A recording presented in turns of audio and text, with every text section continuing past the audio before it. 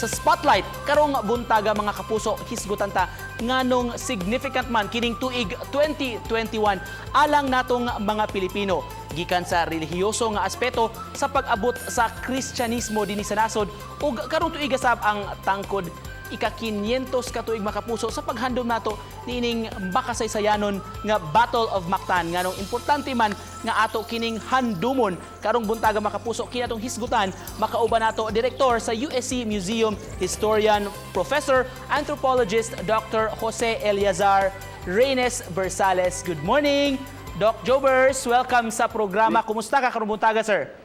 Good morning Nico. Okay ra kaayo bisan tuog naglisod na taning atong sitwasyon, mag-zoom na lang taon ta. Di na physical.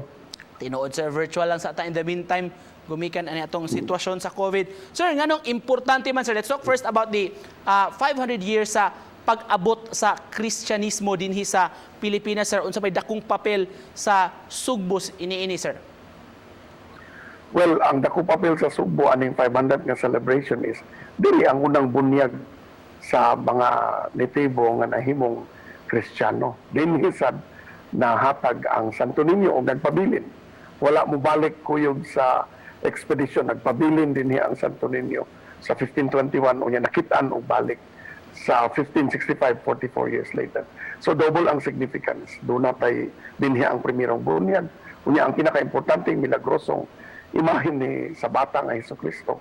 It was more of an alliance, no? And ingon si Magellan nga og motuo ka sa among Kristo, among Ginoo, mo magpabunyag ka, alay ka na mo. So, mura man gito siya ginana ang offer. Nganong nagdugay siya dinhi? That is the intriguing question. No? Nganong nagdugay man sir? Na-impress tingali siya sa Sugbo. Na-impress siya because for a long time, kada isla ilang atuan mga gamayra ang pagkaon ihatag. Pagdunggo nila Sugbo, dako kuno kayo ang settlement. No, pila 9 leagues or mura nag mga 30 ka kilometro ga linya kuno ang mga balay. It is from Consolacion to Talisay. Sakto ba si Jobers no nga Magellan heard about Cebu being an active nga trading port dito pa sa may Limasawa? Yes.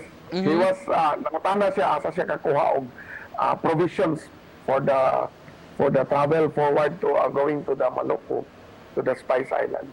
Sir Jobs, kaning introduction sa Christianity sir sa mga natives sir. Kay do na magoy mga unsa man sir pinugsanay ba to higayuna or kung kinsa ra gyoy willing nga magpa-convert, kinsa willing magpabunyag sa pagkakatoliko sir? Kanina hitabo man kaning idea of conversion pagsaka man ni Colombo ni Awi, si Awi ang igsuon ni brother ni Colombo taga Butuan ning sakay sa sakas barko kuyog sa prince kaning og mga chiefs. Ang prince ani ka time ang son-in-law ni Humabon, he would be tupas sa time ni Legazpi.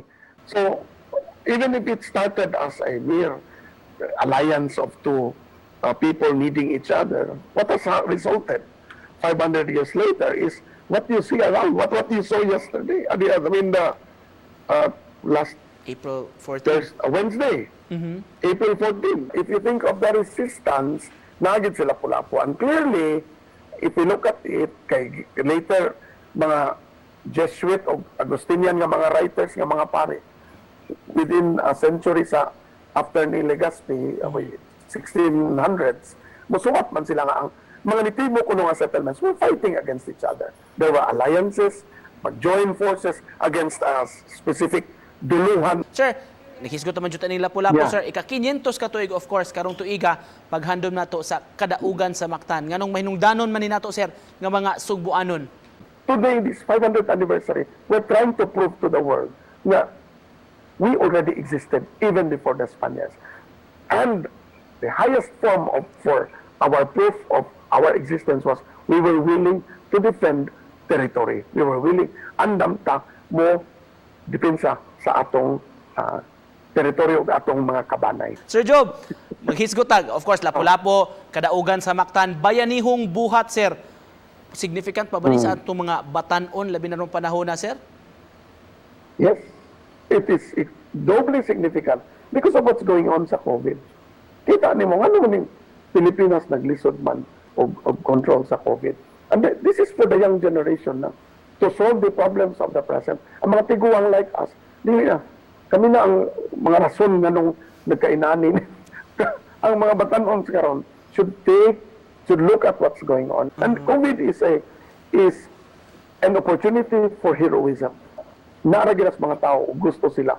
To cap this off, kinatong kasaulugan sa 500 years sa Kristyanismo, quincentennial celebration sa kadaugan sa Mactan. Siya gusto nimo ipaabot sa atong mga nagtan-aw karon, sir? We must learn lessons from that experience. The bad things that the Spaniards gave us, we must let go. The good things that the Spaniards gave us, hope, Christianity, the hope of another life, no, charity, and all that, ato nang padayonon. Daghan kayong salamat, sir, for joining us. We had fun talking to you, mga kapuso. Si Dr. Jobers Reynes Bersales. Daghan kayong salamat, Sir Jobers. Thank you, Nico. Salamat, Nico. Bye-bye. Salamat, sir.